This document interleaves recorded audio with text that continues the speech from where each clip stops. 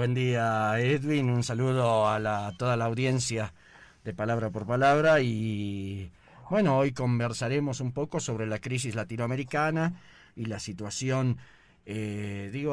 Muchas veces se habla de crisis de la izquierda. Yo diría que no es así. Estamos en una crisis del capitalismo.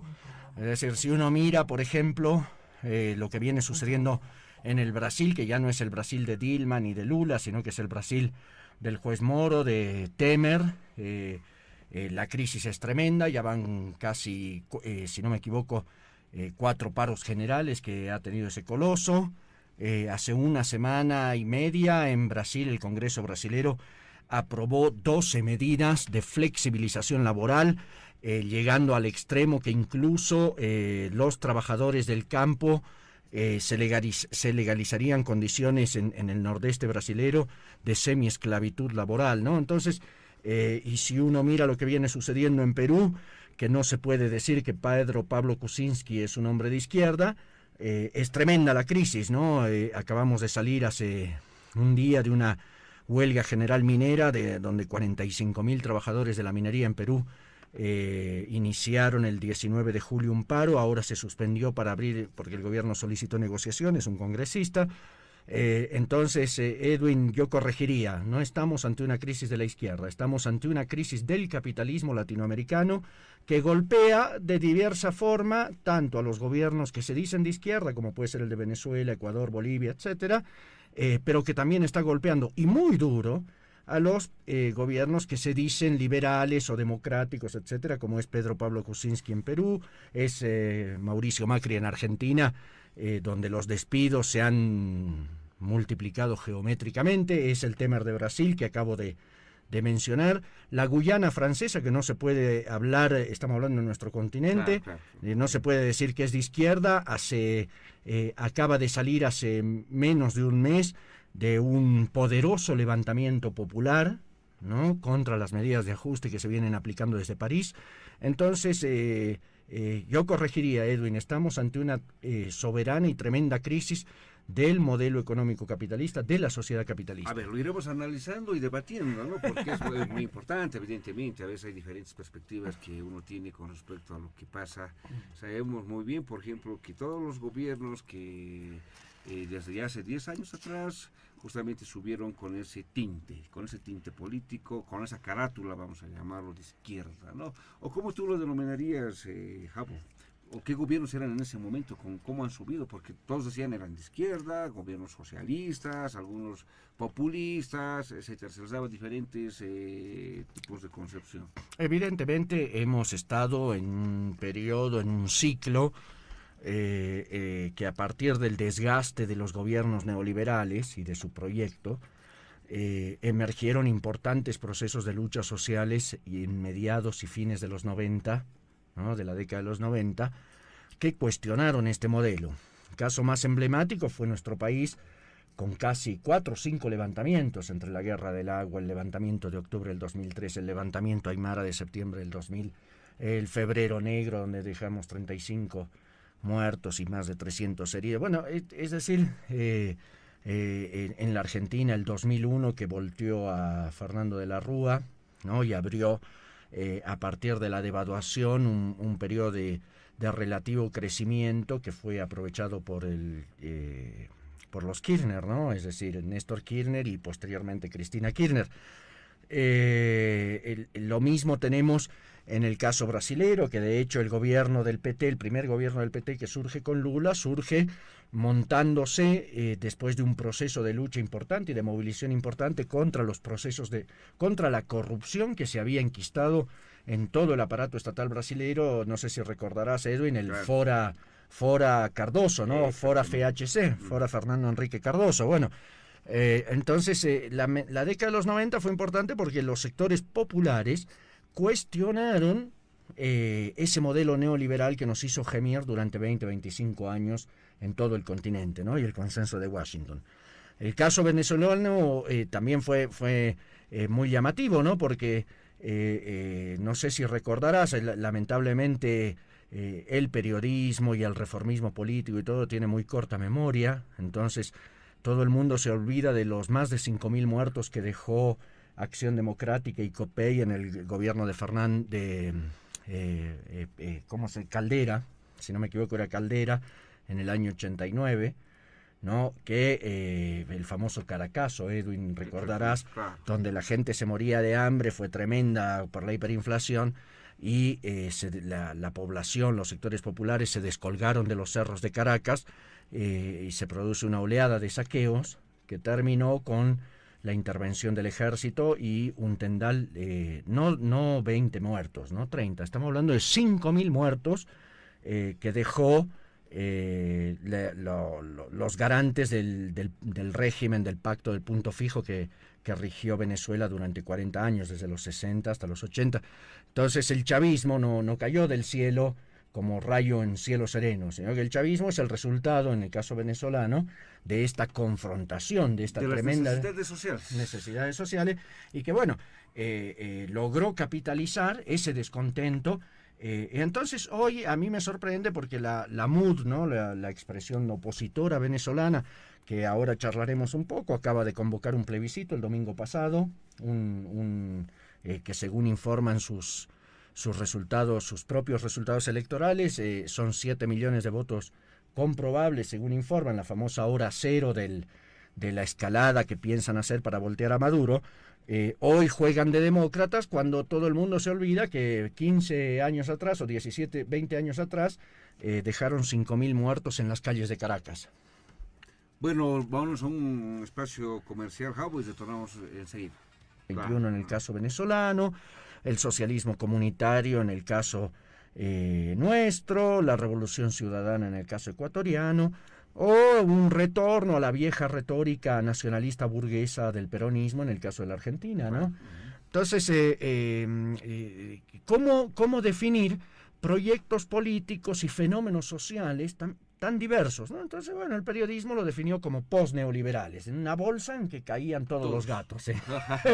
No importando el color. No importaba el color. Ahora bien, yo quiero aprovechar que el espacio en la radio, Edwin, para despejar un malentendido, por lo menos para nuestra audiencia, que no se puede definir como socialismo porque Chávez diga que es socialista o que Evo Morales es socialista. Es decir, para mí ha habido un abuso de la palabrería que tiene el objetivo de consolidar su poder dentro de los sectores populares, de ir construyendo una hegemonía, pero a costa de las mentiras. O sea, el socialismo, y esto no lo dijo Javo Ferreira, no lo dice Javo Ferreira, sino que es parte de los presupuestos científicos del marxismo. El presupuesto tiene un prerequisito, Edwin, un prerequisito básico, sin el cual no se puede hablar de un nuevo modelo de sociedad ni nada. ¿Sí? Javo, ¿cuál es el prerequisito? No, un segundo, con esto termino. El prerequisito es la expropiación de todos los medios de producción y su administración y control por parte de los trabajadores. Si vos miras Bolivia, eso no ha sucedido en ningún lado. Es más, los trabajadores hoy, eso lo pueden ver los salteños, están siendo despedidos de las fábricas, se van cerrando las industrias, más de 800 trabajadores han sido despedidos de Enatex, los dineros de los trabajadores se están destinando a financiar a latifundistas, terratenientes, parasitarios como la Cámara Agropecuaria del Oriente, o la Cámara de Industria y Comercio también del Oriente, la CAINCO. Entonces, acá no hay socialismo. Lo mismo podemos decir en Venezuela. No hay socialismo porque lo único que se ha hecho ha sido cambiar la administración de la renta petrolera desde la burguesía, desde una clase dominante, el empresariado, que estaba ligado a partidos como Acción Democrática y COPEI, que durante 40 años se enriquecieron gracias a la renta petrolera, y lo único que hizo el chavismo fue cambiar de manos de esa renta petrolera, es decir, lo que empezó a emerger lo que muchos conocen como boliburguesía. Es decir, ¿qué es la boliburguesía? Un sector del empresariado que se capitaliza y se enriquece no sobre la base de la innovación tecnológica, de la innovación productiva, etcétera, que serían supuestamente los presupuestos empresariales básicos, sino que se enriquece por sus lazos políticos con el Estado. Entonces se enriquecen de la administración de la renta petrolera facilitada por el Estado bolivariano. Javo, en este caso, por ejemplo, hay dos aspectos que tú tocabas. Uno muy importante que decías, el requisito justamente para que se dé un gobierno socialista es la expropiación de la propiedad privada. De los medios de Los producción. medios de producción, ¿no? Pero no es una utopía, porque para empezar, sabemos que, por ejemplo, vemos que el socialismo de alguna manera se ha querido dar en la URSS, que no ha tenido buenos resultados, se ha querido dar en Cuba con resultados negativos, se ha querido dar por ejemplo, en otros gobiernos que más todo que traer progreso les trae subdesarrollo. Ahora, cuando vemos una comparación de países con un sistema capitalista, pero que sí arrancan en su desarrollo económico, y ahí te voy a hablar, por ejemplo, de Corea del Sur, que es netamente capitalista, a diferencia de Corea del Norte, que sabemos muy bien la comparación que existe. Otro país, por ejemplo, Singapur, hablamos de Taiwán, hablamos de Finlandia, hablamos de países que tienen un sistema capitalista, pero sí han despegado. O Vietnam, por ejemplo, que también se decía ser muy comunista, que se decía ser o la misma China, ¿no? Que es de nombre comunista, de comunistas o socialistas, pero en los hechos un sistema económico altamente concentrado en el capital. comercio. Exacto. Acá hay un punto que hay que aclarar, Edwin. Vos dices que han fracasado. El problema es desde dónde se lo mira. Es decir, si vos me dices que han fracasado porque la población cubana no tiene un smartphone o un chicle para estar todo el día rumiando como una vaca, ¿no? Evidentemente, si ese es el parámetro de desarrollo, tendríamos que decir que han fracasado. Pero el problema que para mí yo no tengo ese parámetro de desarrollo, es decir, para mí desarrollo implica que vos le des salud a la gente, que le des educación, que le garantices un nivel de vida mínimo. En la sociedad capitalista, ¿sí?, eso no está garantizado, Edwin. Es decir, si uno mira el mundo capitalista, que es prácticamente todo, ¿sí?, los bolsones de pobreza ya no son bolsones, son continentes enteros excluidos. O sea, vos me puedes decir Corea del Norte, sí, para mí es un desastre Corea del Norte. ¿Y África? ¿Para vos qué es? Está igual. Una maravilla. No, está peor África. ¿Sí? Entonces, para ir cerrando este punto, muchos dicen China progresó gracias al capitalismo. Sí, sí y no. Porque, por ejemplo, si China... Escucha, si, quiere... que no es una crisis, pero lo estamos analizando y debatiendo. Crisis. Bien, para cerrar un poco el punto que planteabas, Edwin.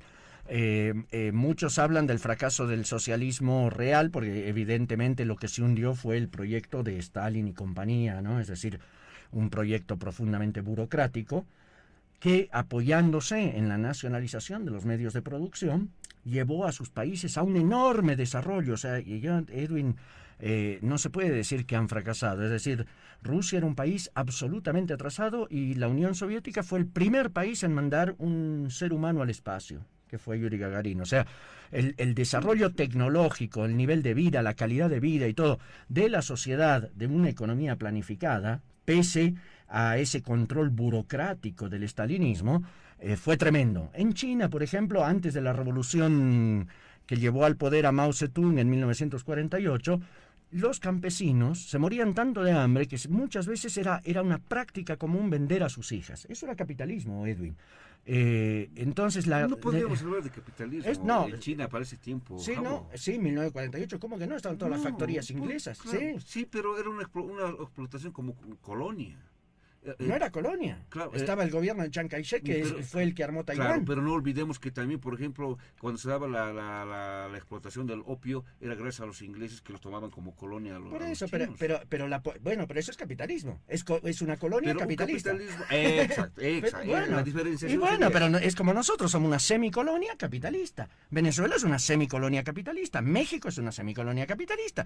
Termina la idea. Entonces, en China, los campesinos en esa semicolonia o colonia en partes de China capitalista vendían a sus hijas para poder comer. Entonces, la economía planificada, la nacionalización de los medios de producción, aún en clave burocrática como lo hizo el estalinismo maoísta, permitió un enorme desarrollo industrial y tecnológico que de hecho fue aprovechado por el gobierno de Deng Xiaoping en los años 70, fines de los 70, la muerte de Mao, para llevar adelante un proceso de restauración capitalista enorme. Y un proceso de restauración capitalista que está convirtiendo a China en una potencia mundial, pero que se hace gracias a que los salarios de los trabajadores chinos, y eso es capitalismo, no es socialismo, Edwin, estamos hablando de $40 al mes, incluso se habla de $25 al mes. Bueno, eso es capitalismo, Edwin, no es socialismo. Entonces, volviendo a lo que nos interesa, ¿qué hemos tenido en Latinoamérica? Gobiernos capitalistas semicoloniales que no han cuestionado ese carácter semicolonial con respecto a Estados Unidos, pero que, a diferencia de los viejos gobiernos neoliberales, lo que hicieron fue redistribuir la renta nacional de otra manera. En el caso boliviano, digo que es para que lo entienda nuestra audiencia más fácilmente, la sociedad capitalista sigue existiendo, la acumulación individual sigue existiendo. ¿Cuál es la diferencia? Que hoy parte de la renta nacional se distribuye mediante bonos, bono Juancito Pinto, bono Juana Zurduy, etcétera, etcétera, y una apropiación por parte del Estado de una alícuota mayor de la renta nacional, que ha permitido al gobierno del MAS hacer algunas carreteras y algunas obras de infraestructura en un sentido de modernización capitalista de nuestro Estado. Entonces, lo que estamos viendo, Edwin, es que la diferencia sustancial no ha habido. Esa dicotomía capitalismo-socialismo no se ha dado en Latinoamérica. Pero cuando hablamos, Javo, por ejemplo, vamos a hablar. Ejemplo, en Ecuador, cuando Correa, altamente populista, con un discurso de izquierda, por ejemplo, y también con un discurso incluso de protección al medio ambiente, etcétera, etcétera, por aquí lo llamamos madre tierra y demás, ¿no? Allá, por ejemplo, lo primero que han venido son las transnacionales a sobreexplotar y erradicar a los indígenas del lugar. No, tremenda, incluso ha habido una situación muy tremenda. Lo que también se está en Centroamérica, lo mismo, se está matando a líderes que están cuidando el medio ambiente. Ahora, cuando vemos en la Argentina, lo propio. Ahora, por ejemplo, muchos, en este caso, a Macri, por ejemplo, vamos a ser así más sencillos en nuestro lenguaje, le echan la culpa de la crisis que los Kirchner han provocado. Justamente por lo que hablabas tú, esos bonos que se han dado a diestra y siniestra, ¿no? Ahora, lo que pasa en el Brasil, lo propio. Un alto contenido de corrupción de gobiernos de izquierda. No olvidemos que Lula ha sido un obrero, ha sido dirigente, toda su vida ha pasado defendiendo a la izquierda, pero cuando sube a la derecha es el hombre más derechoso que cualquier otro derechoso, ¿no? Y aquí en Bolivia también conocemos ya cuál es nuestra situación económica y política que pasa. Entonces, cuando tú dices, por ejemplo, ¿no? En Cuba das el ejemplo de que la salud y la educación, evidentemente, pero cuando vemos una educación dirigida, para mí no me parece que está bien. Por ejemplo, que cuando no tienen acceso a tener un internet, lo que tú decías, un iPhone, evidentemente, pero no tienen acceso a tener esa facilidad de tener mayores recursos dentro de tener la educación, o sea, controlada. O sea, es como en China, es parecido. En China, por ejemplo, no entra el internet. Tienen un control sobre lo que es. En Cuba es lo propio. Entonces, no sé si es que simplemente es el discurso que vuelvo a tal vez a repetir esto, pero cuando vemos que en los países de tendencia liberal, bueno, hay tal vez esa libertad que la sociedad tiene, evidentemente dirigida, vamos a decir, por los medios de comunicación, como aquí mismo se da. No olvidemos que todos los canales prefieren, hoy en día es farándula, hoy en día es formas de coaccionar y de crear imaginarios, para que la gente incluso se desinterese de la política. Algunos decían, por ejemplo, recuerdo y había un debate también donde decían, Bolivia es altamente politizada. Yo creo que es lo contrario, porque si fuese politizada, y cuando llega a ser politizada una sociedad, tiende a conocer lo que es la política. Y si conoce la política, difícilmente nos van a engañar. A diferencia que cuando no es politizada, desconoce. No, entonces son situaciones muy críticas. Te doy esos ejemplos, Javo. ¿Será que el hombre, por muy formado en la izquierda, llega, o bueno, con ciertas ideologías de izquierda, llegan al poder y se olvidan? Puede ser. El problema, Edwin, lo que pasa es que en el término izquierda, mucho, ¿no? Es demasiado amplio, es decir, porque izquierda, ojo, no es una categoría científica. Izquierda, derecha, en todo caso son categorías del sentido común que tratan de mostrar una inclinación, una sensibilidad más popular o menos popular.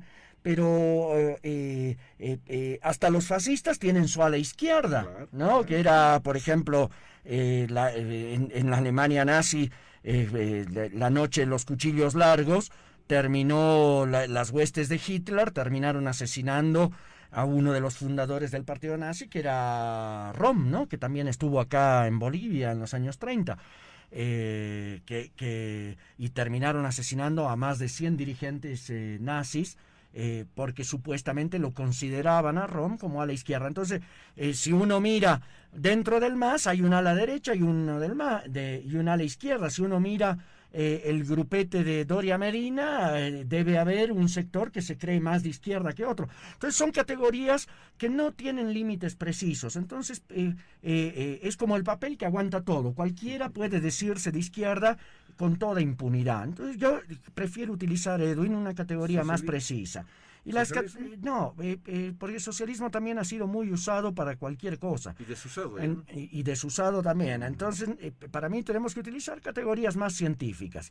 Y entonces ¿qué tipo de modelo es? Se basa en la producción y en la apropiación individual de la riqueza producida, o es una apropiación colectiva de la riqueza producida. Si uno mira Venezuela, Argentina, Bolivia, Perú, Chile, Estados Unidos o México, todos estos países, con populistas o sin populistas, basan sus economías en la apropiación privada de la riqueza creada. Unos más, otros menos, pero ese es el núcleo, el fundamento.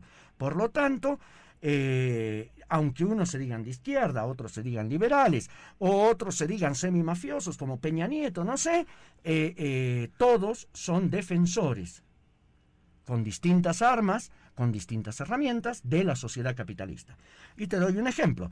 En el caso venezolano, todos vemos cotidianamente las noticias de Venezuela, son estremecedoras, es decir, la situación de hambre y pobreza que se ha generado con la inflación y la escasez de productos de salud y alimentarios es tremenda. Pero ¿quién ha provocado esa escasez? Es la misma burguesía venezolana que hoy está detrás de la MUD, por ejemplo, con el sabotaje en la importación de alimentos, con el sabotaje en la distribución de alimentos, con el sabotaje en la importación de productos para la salud, de medicamentos. Entonces, ¿y qué hace el chavismo?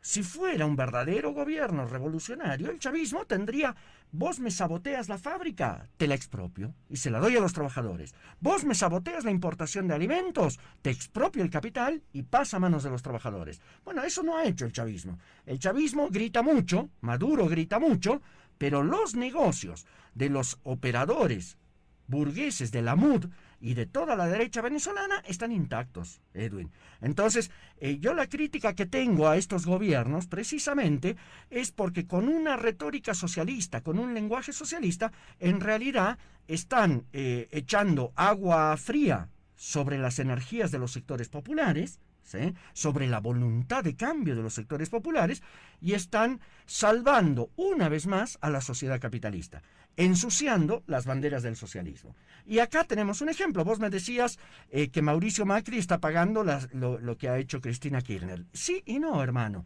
¿Por qué te digo porque empecemos por el no. Mauricio Macri apenas llegó al gobierno ha empezado a implementar un plan que ya en un año y medio de gobierno tiene arriba de 200.000 despedidos. Los niveles de desocupación que está provocando el macrismo están ascendiendo. Y hace unos días, hace 2 semanas, tenemos una huelga emblemática que incluso ha salido en las noticias de las radios nacionales, en México, en todo lado, que es la lucha de 600 familias, que son los trabajadores de PepsiCo, ¿no?, que han sido despedidos en una complicidad increíble entre el gobierno de Mauricio Macri, la transnacional de la PepsiCo y la burocracia sindical peronista argentina, que eran kirchneristas. Estamos hablando de que Rodolfo Daer y todos los dirigentes sindicales que hoy avalan el despido de estas familias son del kirchnerismo. Un detalle, Edwin, porque muchas veces se olvida esto. Mauricio Macri llegó al gobierno en Argentina sin tener mayoría parlamentaria. Yo no sé por qué no se dice esto en la prensa. Bueno, ¿quién les votó las leyes de ajuste? Todas las leyes que el macrismo en un año y medio ha venido aplicando, lo ha hecho en complicidad con la amplia mayoría de los diputados y senadores kirchneristas y peronistas.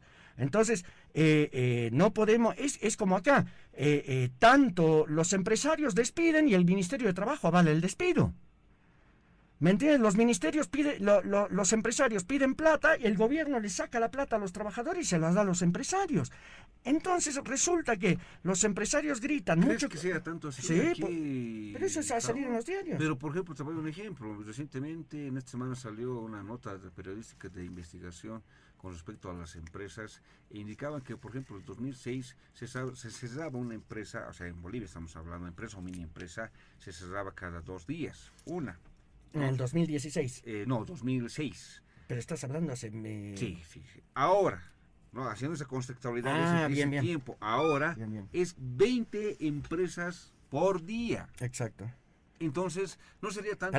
Te falta. Seguí las estadísticas, yo la completo ya. yo. Entonces, 20 empresas por día, imagínate. Entonces, eso se debe también a ciertas, vamos a llamar parte de la burocrática. No, se está dando un aspecto general, ¿no? Se está dando cierta parte, es aspecto de lo burocrático, por ejemplo, lo que se da, ¿cómo se llama esto?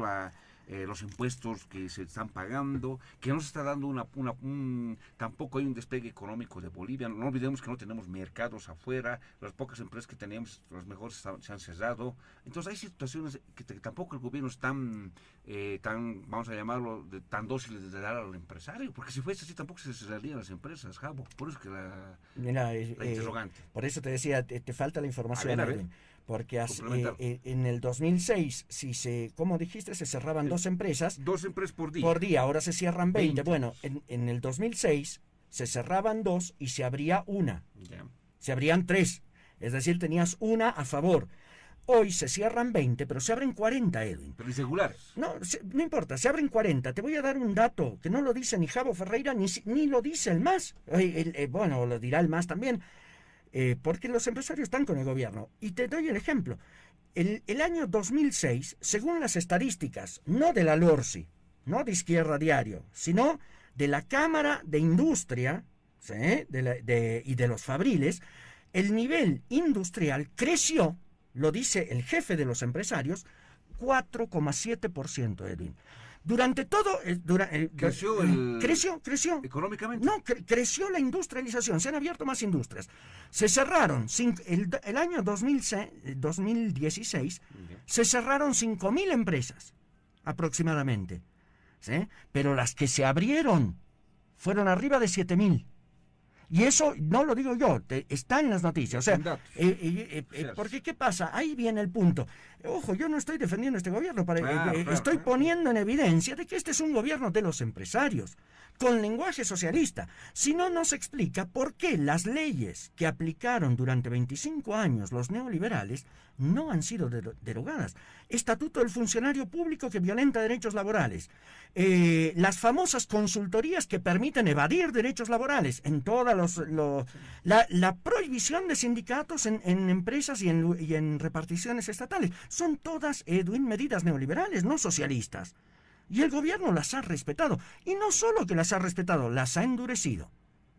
¿Se entiende? Entonces, muchos toman la información parcialmente. Dicen, 5.000 empresas se han cerrado. Ah, bueno, pero explícame por qué la Cámara de Industria y Comercio, que está dirigida por los empresarios, afirma que el nivel industrial ha crecido en Bolivia durante el 2016 un 4,7%. ¿Cuál es la debilidad profunda de la oposición nacional? ¿Por qué Solvó, Unidad Nacional y todo saben que no le pueden ganar a Evo Morales y compañía? Están desesperados, están tratando de que el 2019 Evo no vaya de candidato porque saben que no tienen posibilidades de ganar. ¿Por qué? Porque su clase social, el empresariado, ¿sí?, está con Evo. Entonces tienen una debilidad estructural, cosa que no sucede en Venezuela. Ahí vamos al problema. Ahora cuando analicemos Venezuela, en Venezuela vos tienes 2 sectores empresariales, ¿sí?, la burguesía de Copey y Acción Democrática y la boliburguesía chavista, que están enfrentadas en forma brutal, con muertos de por medio, sangre de por medio, y no sabemos cómo va a terminar eso, por quién acapara la renta petrolera venezolana.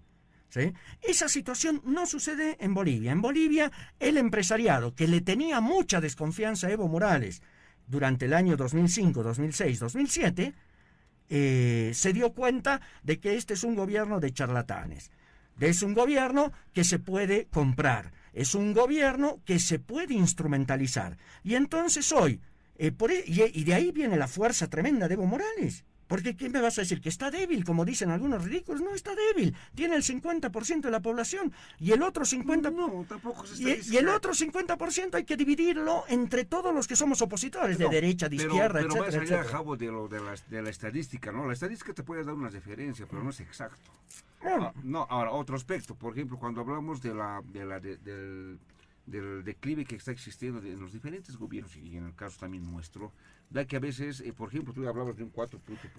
4,7. Pero no sé si estás hablando del crecimiento económico. No, te estoy hablando de la parte industrial. Ya que lo vamos a ir solucionando después de este espacio comercial. Necesitamos una nueva casa, con jardín, cerca del colegio, pero que me alcance. Encontrar la casa de tus sueños no es fácil. Tenemos 10.000 propiedades en oferta para ti. Ultracasas.com, el portal inmobiliario número 1 de Bolivia. Además, desde este 3 de junio, adquiere nuestra revista semanal en tu punto de periódico más cercano, en todo el país. Está sintonizando Radio Metropolitana, la más popular, 940 AM.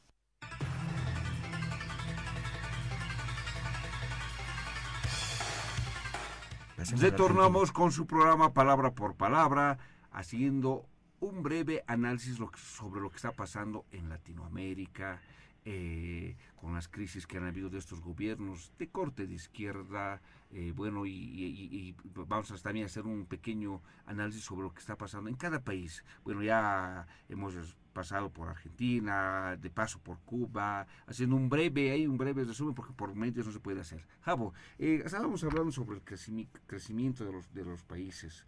¿Será que cuando vemos, por ejemplo, en la estadística, que nos dan ciertos datos que no son reales? Por ejemplo, se hablaba al anterior, hace unos 2 meses debe ser, se decía de que, por ejemplo, Bolivia iba a crecer para este 2017 4.5% con respecto al crecimiento económico, ¿no?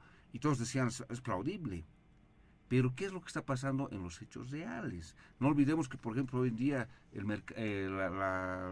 vamos a llamar la canasta familiar básica está disparándose. Se está duplicando en ciertos aspectos. Aquellos que hacen mercado, bueno, ya me van a entender. Eso es capitalismo, Edwin, no es socialismo. No, evidentemente. Pero ten en cuenta que estas subidas y estas bajadas se dan también en gobiernos de izquierda o de derecha, se dan. Pero no son socialistas, que sean de izquierda no son socialistas. Digo para despejar no, ese malentendido. Está bien, sí. Ahora, un detalle, Edwin. Por eso te decía al iniciar el programa que el problema no es la crisis de la izquierda, es la crisis de la sociedad capitalista. Después de una década de altos precios de materias primas, hoy la crisis económica internacional está golpeando nuestras puertas. No solo de Bolivia, sino de toda Latinoamérica. En Argentina, el ajuste contra los trabajadores, porque cuando hay crisis, Edwin, alguien tiene que pagar. Si vos organizas una fiesta en tu casa, alguien tiene que pagar después todo. ¿Me entiendes? Entonces, después de la fiesta neoliberal que hemos tenido, están buscando que los trabajadores paguemos la crisis. Y te doy un ejemplo. El caso peruano, que no se puede hablar de que ahí hubo progresistas, nada. Ahí fueron neoliberales, Ollanta Humala, el Cholo Toledo, Pablo Kuczynski, etcétera. Desde Fujimori hasta acá han sido todos de ese calibre. Bueno, hoy los salarios mineros están siendo recortados de una manera brutal. Hemos tenido 20 días de una huelga de los mineros de Cerro Verde, 15 días de la huelga de la Sutter Corporation, 35 días de la huelga de San Juan de Churunga. Te estoy hablando de empresas mineras del Perú. Y el 19 de julio, es decir, estamos hablando hace 3 días, 4 días, se inició la huelga general indefinida de 45.000 mineros por la caída de los salarios y de los ingresos de los trabajadores.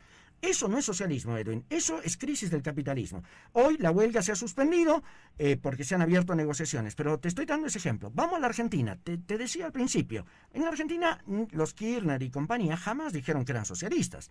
Bueno, pero eran de izquierda. Sí, supuestamente, bueno, pero hoy tienes 200.000 despidos y las fábricas se están cerrando, solo tienes que entrar a internet.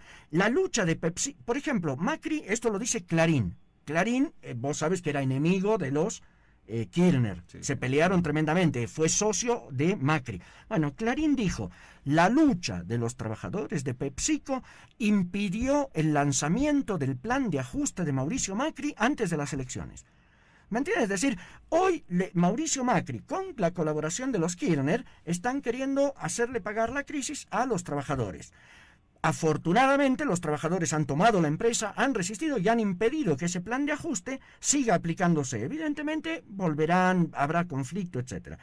Lo mismo sucede, si quieres, en el caso venezolano. En el caso venezolano hay una disputa enorme entre la vieja derecha y la nueva clase dominante, la nueva burguesía, la boliburguesía chavista, para ver quién se queda con la renta nacional. Ambos sectores están violentando la democracia, Edwin. Unos dicen el chavismo reprime. Claro que reprime, está lleno de matones, es una barbaridad lo que sucede. Pero la MUD ha matado en este proceso de movilizaciones que ya llevan 2 meses a 70 personas. Es decir, hay fotografías de militantes de la derecha venezolana armados y prendiéndole fuego a militantes chavistas, o a los que suponen, porque creen que eres chavista y listo, te prendieron fuego. Entonces, ambos están apelando a las Fuerzas Armadas como salida a la crisis. Mahmoud, lo hemos visto, la fiscal general, han solicitado la intervención de las Fuerzas Armadas venezolanas, bolivarianas le dicen. Y Maduro se apoya, y eso lo sabemos todos, en las Fuerzas Armadas. Entonces, ¿qué tenemos en Venezuela? Hay un golpe en marcha. Un golpe de Estado que puede venir de la mano de la MUD y que apuesta incluso en una ubicación absolutamente cipaya a que Estados Unidos intervenga su propio país. Es decir, vos puedes tener todas las diferencias, Edwin, con Evo Morales y con lo que sea, pero ya al llegar al extremo de solicitar que una potencia extranjera ocupe tu país, pone en evidencia el calibre político de la oposición venezolana. Ahora, el chavismo evidentemente es la misma porquería, con signo contrario, porque están matando de hambre a los trabajadores y el pueblo. Entonces, la salida en Venezuela se hace difícil. Si no emerge una tercer posición de la mano de los trabajadores, que enfrente el hambre que viene de la mano del chavismo y el ajuste gorila, semifascista de la derecha venezolana, que se disfrazan de democráticos, vamos hacia un desastre. Para mí, el ejemplo que tenemos que seguir es de los obreros de PepsiCo en Argentina, que se enfrentaron contra el gobierno, contra la burocracia sindical peronista, ¿sí? y contra la empresa. Y están empezando en esa resistencia, en la defensa de las fuentes de empleo del salario, a construir una tercera opción política. Tú decías, y con esto termino, Edwin, tú decías hoy que en un intermedio, ¿no?, en la propaganda, que los revolucionarios no participamos de procesos electorales, de la democracia liberal, etcétera. Bueno, no es así. Es decir, nosotros, por ejemplo, en Argentina, formamos parte, junto con nuestra organización hermana, que es el Partido de Trabajadores Socialistas, del Frente de Izquierda y los Trabajadores. Si vos revisas las encuestas, el Frente de Izquierda y los Trabajadores ya ha obtenido en las elecciones pasadas desde 1 millón a 1,5 millones de votos. Estas elecciones... Pero entrando en un juego del sistema democrático. Sí, pero Lenin también lo hizo. Lenin también participó en las democracias de las Dumas zaristas.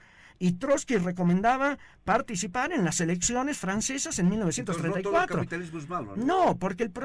No, porque no es el problema de si es bueno o malo. Está mal esa visión maniqueísta, Edwin.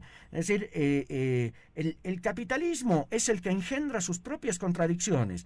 El capitalismo no puede, escúchame, el capitalismo no puede existir sin obreros. El obrero es un producto genuino del capitalismo, pero a su vez que es un producto genuino del capitalismo, es el sepulturero del capitalismo. Entonces, ¿por qué participamos de las elecciones? Porque las aprovechamos como tribuna para dialogar con millones de hombres y mujeres, con millones de trabajadores, para mostrar la necesidad de una sociedad y de un proyecto político absolutamente distinto, absolutamente independiente y al servicio de las grandes mayorías nacionales. Y este año, yo opino que en Argentina, Edwin, por eso, crisis de la izquierda, yo diría la pregunta, este año el Frente de Izquierda de los Trabajadores en la Argentina va a multiplicar sus diputados, sus concejales, sus espacios en el Parlamento. Es decir, y eso se pone al servicio ¿de qué? De la lucha de PepsiCo, de la lucha de miles de trabajadores que están siendo despedidos. Es decir, son puestos parlamentarios que se ponen al servicio de la movilización extraparlamentaria. Ya. No, exactamente, pero cuando hablamos de las contradicciones, por ejemplo, que tiene cualquier sistema, y no olvidemos que las contradicciones, en este caso el sistema capitalista que tú decías, no olvidemos que también el sistema capitalista como el sistema socialista, esas crisis se utilizan para volver a lanzarse y vamos a volver a enmendar los errores. Bueno, pero eso no sucede. Lo que estamos viendo es un planeta y un mundo en el que los niveles de pobreza se acrecientan. La misma Europa que gozó durante 30 años o 40 años de unos estados de bienestar que eran envidiables, por decirlo de alguna manera, hoy están haciendo gemir a sus propios trabajadores. Francia acaba de aprobar una reforma laboral que flexibiliza el trabajo de la juventud, y eso está conduciendo a procesos huelguísticos que no lo veíamos antes. Es decir, Edwin, Europa se está latinoamericanizando, Estados Unidos se está latinoamericanizando. Yo diría, por ejemplo, muchos dicen crisis de la izquierda. Bueno, pero ¿alguien me puede explicar por qué en Estados Unidos, no en Bolivia, en Estados Unidos, el 70% de la juventud se considera socialista y votó por Bernie Sanders? La gente que va entre los 18 años y los 30 años, el 70% de ese padrón electoral votó por Bernie Sanders. Es decir, ¿Cuánto por ciento? El 70%. Estamos hablando de la juventud, no de todo el espectro electoral, solo de la juventud. Bueno, pero que en Estados Unidos esté sucediendo eso es evidentemente en clave socialdemócrata todavía, es decir, en clave parlamentaria, pero el fenómeno es sumamente profundo, Edwin. Sumamente profundo. Por ejemplo, yo te digo, en aspectos ya de modelos, porque no podemos hablar de un sistema, el sistema está ya bastante enraizado, que también se podría cambiar, pero es un proceso. Pero estamos hablando del modelo. Por ejemplo, en este caso tú hablabas de Donald Trump. Creo que más bien la gente norteamericana se ha votado por Donald Trump, decían, ¿por qué votan? Porque lo veían como un tipo fascista, que creo que cuando hacemos un análisis real, no es para mí. Bueno, desde mi punto de vista. ¿Por qué? Porque todo gobierno tiene que proteger.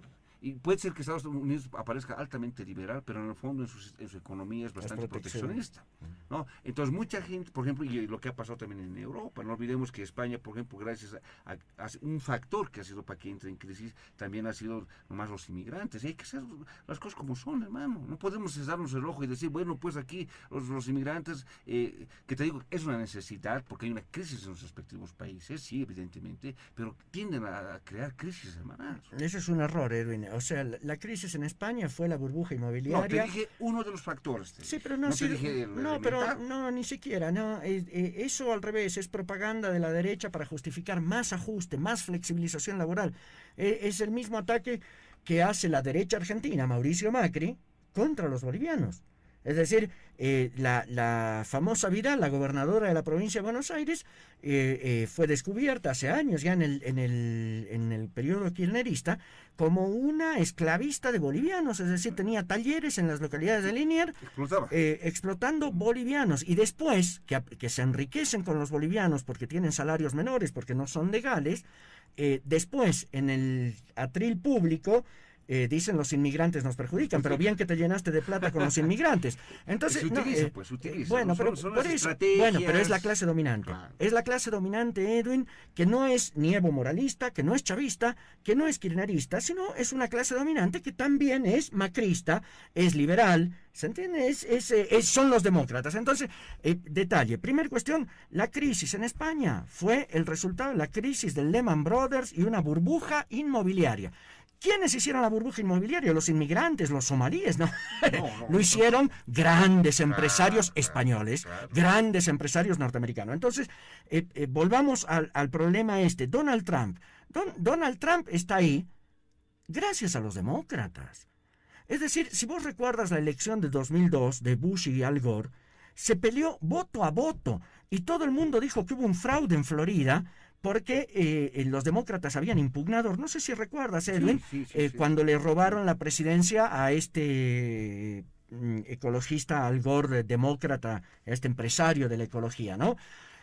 Hoy, Donald Trump perdió la votación individual por 2 millones de votos, Edwin, y sin embargo Hillary Clinton y todos los demócratas se negaron a solicitar una revisión judicial voto por voto. Entonces, es más, ¿cómo se llama la diputada del Partido Verde que dijo vamos a exigir una auditoría de los votos en todos los distritos?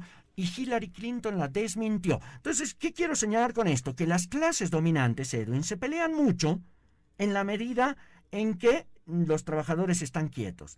Pero cuando existe inseguridad de que toda la estructura institucional y estatal se hunda, prefieren unirse. Entonces, sus intereses. Por supuesto. Entonces, lo mismo sucede en Venezuela. En Venezuela hoy se pueden pelear, ¿sí?, para ver quién hace bolsa a los trabajadores de mejor manera.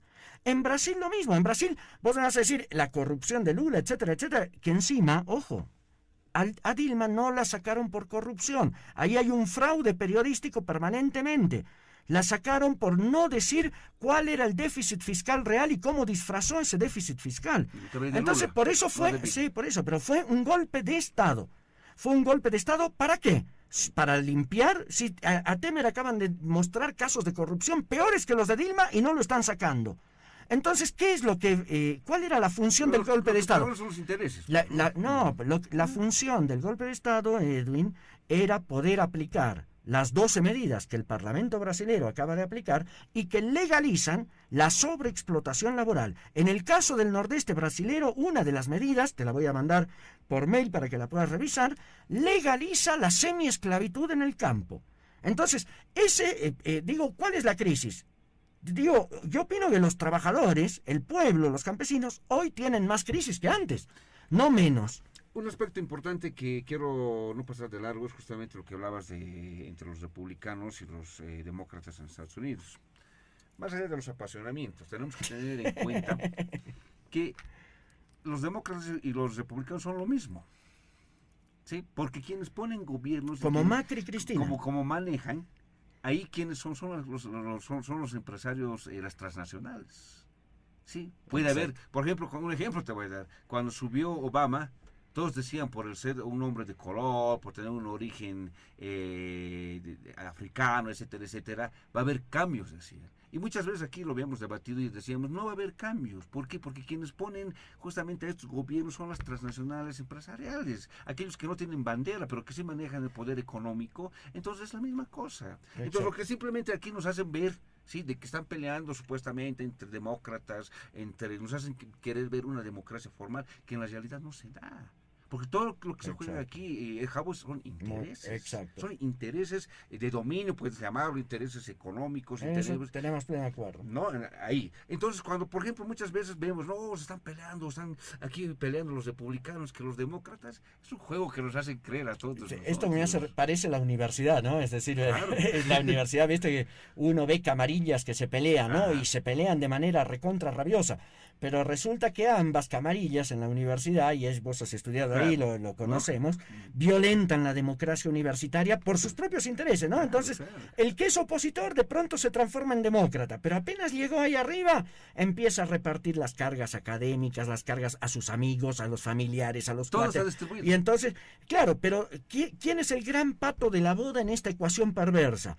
En el caso universitario, los estudiantes, porque se violentan sus derechos, surge la corrupción, surgen áreas negras, áreas oscuras que permiten prácticas non santas, ¿no? Para sacarle plata a los estudiantes, para violentar sus derechos académicos, etcétera, etcétera. Bueno, todo lo que sabemos. Será así. Bueno, lo mismo sucede en una escala, por supuesto, superior y en un nivel de conflictividad, por supuesto, superior en las sociedades. Lo que tenemos es unas disputas de distintas camarillas burguesas, por ejemplo, kirchnerismo y macrismo en Argentina, pero que a la hora de aplicar el ajuste a la clase obrera, lo hacen juntos.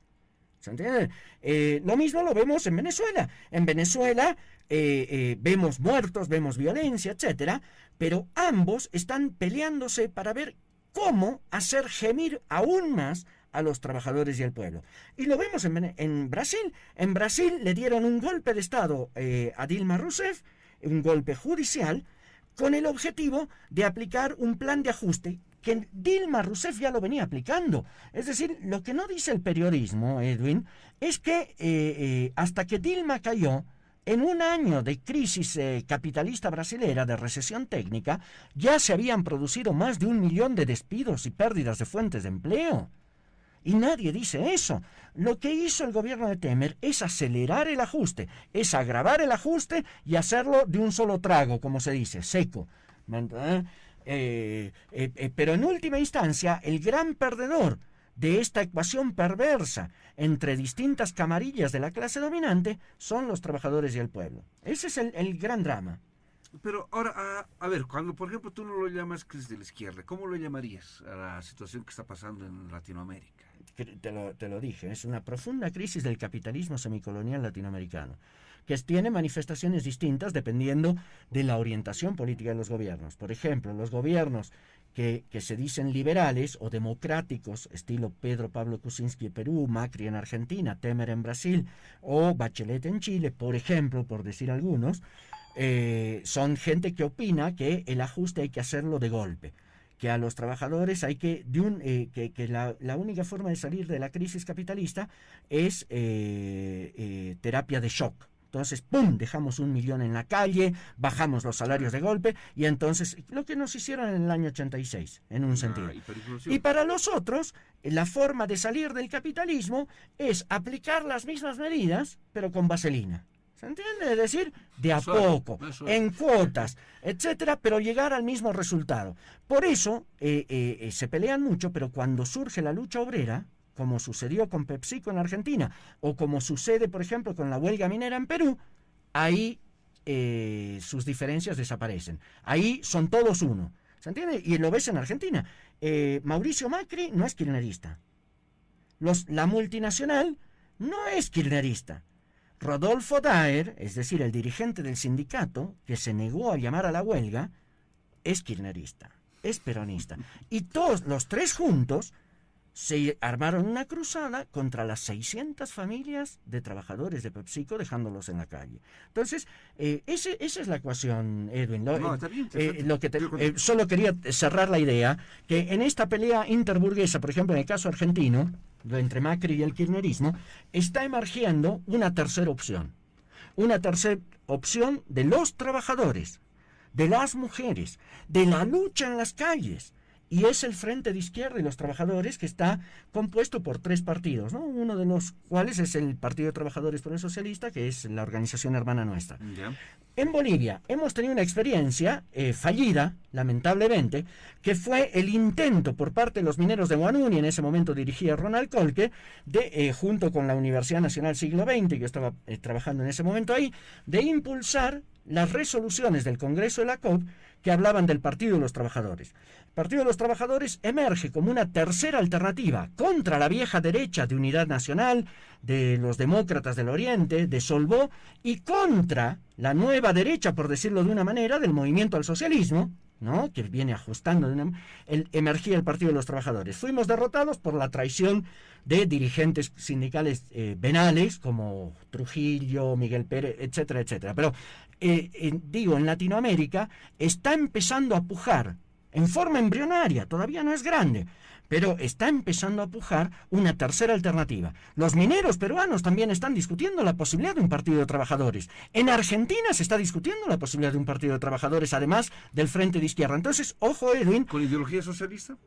Por supuesto, el Frente de Izquierda de los Trabajadores está formado por el PTS, que es de características trotskistas, y 2 partidos más que son de raíz trotskista. Entonces, estamos hablando de que ese sí es socialismo. No, ahí sí. Parece interesante, pero tampoco podemos llamarlo de socialismo, ¿no? Bueno, pero está bien, eso lo discutiremos después. Yo lo que te digo, Edwin, es que frente al ajuste capitalista que está en marcha en nuestro continente, los trabajadores debemos resistir, debemos defender nuestro salario, debemos defender nuestras conquistas, debemos defender nuestras fuentes de empleo. Y eso no puede quedar en un terreno meramente sindical, sino que necesitamos una herramienta, un instrumento político al servicio de la clase obrera.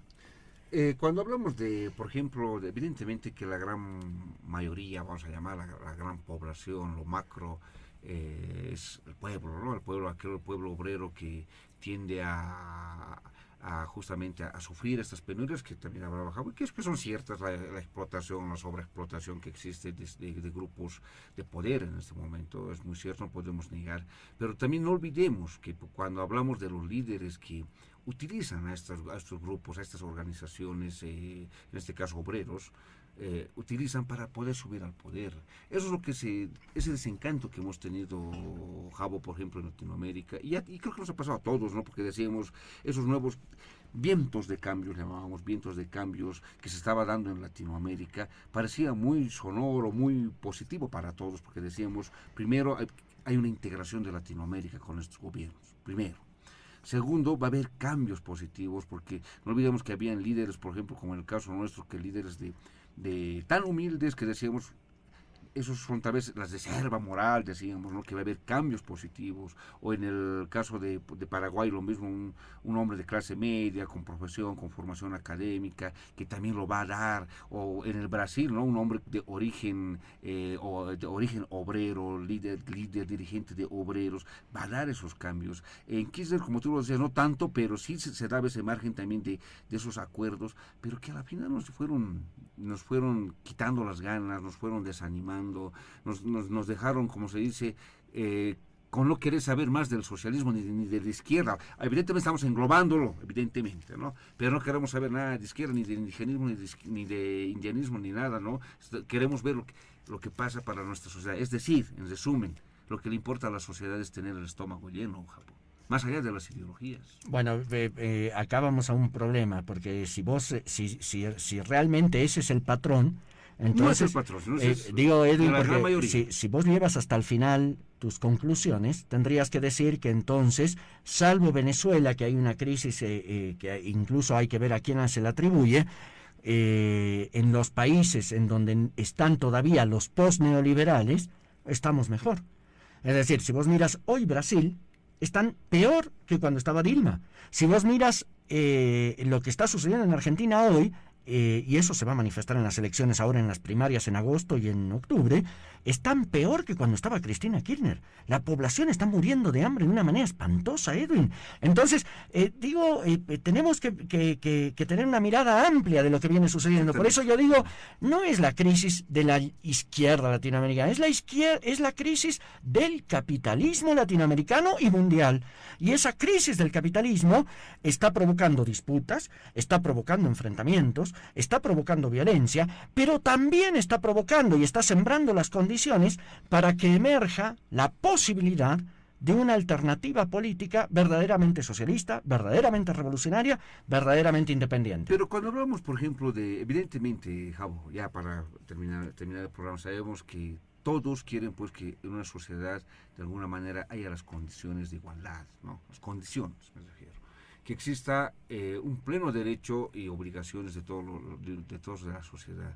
Pero cuando vemos, ¿será posible? Porque ver esa igualdad que todos queremos, no te digo que no, eso no es una aspiración simplemente de los socialistas, queremos todos. Pero ¿será posible, Javo? Mira, yo no sé si todos queremos eso, porque el 8%... Bueno, la gran mayoría, ¿no? Hoy estaba leyendo porque capitalismo, ¿qué significa? El 8% de la población más rica del mundo tiene la misma riqueza que el 50% de la población mundial. Está concentrado. Entonces, pues, ¿no? Yo no sé si todos queremos lo mismo. Entonces, nosotros, por ejemplo, en la Argentina hemos lanzado una campaña tremenda que es por la reducción de la jornada laboral. Así como los empresarios quieren que los trabajadores paguen la crisis, nosotros estamos impulsando una campaña para que la jornada laboral se reparta entre todas las manos disponibles, entre ocupados y desocupados. Y entonces, si vos miras ahora en Argentina, los spots, la campaña del Frente de Izquierda y los Trabajadores es por la reducción de la jornada laboral a 6 horas por día y 5 días por semana. Es decir, estamos hablando de que la jornada laboral, en vez de ser 48 como es actualmente, sea de 30 horas. Eso va a permitir que los trabajadores desocupados ingresen al circuito productivo, a la producción, y eso va a obligar a que los empresarios tengan que disminuir sus cuotas de ganancia, ¿no?, para financiar esta ampliación de la mano de obra en la industria.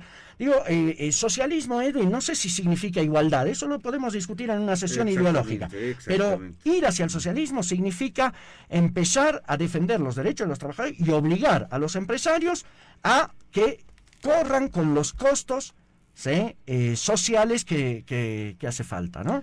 Bueno, Javo, hay mucho de qué hablar, ya va a haber otro programa donde tal vez vamos a hablar de lo que evidentemente, que yo creo que como seres humanos queremos eso, y la gran mayoría que somos el pueblo, como se dice, queremos esos cambios y esperemos que sea para bien.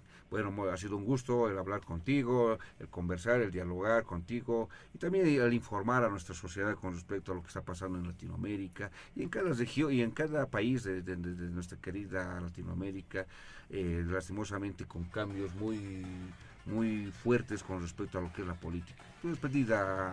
Un agradecimiento por la invitación, Edwin, un saludo a toda la audiencia de Palabra por Palabra, y un saludo muy especial en estos momentos a los trabajadores de Estimiro que están peleando, intentando defender su fuente de trabajo en la ciudad del Alto, se han visto obligados a ocupar la empresa, están en una situación muy difícil. Lamentablemente la Federación de Fabriles está absolutamente dividida, se están peleando entre ellos y los trabajadores están siendo víctimas de despidos, de cierre de empresas, etcétera. Entonces, aprovechar el micrófono para enviar un caluroso saludo a todos los trabajadores que en estos momentos, en cada empresa y en cada industria, vienen resistiendo el ataque patronal. Gracias, Javo. De esta manera llegamos al final del programa. Agradecemos ante todo a nuestro único invitado que hemos tenido hoy día, pero que ha sido bastante exitoso y a la vez también con bastante información. Y agradecer ante todo a nuestros oyentes que nos acompañan domingo a domingo y será hasta la próxima.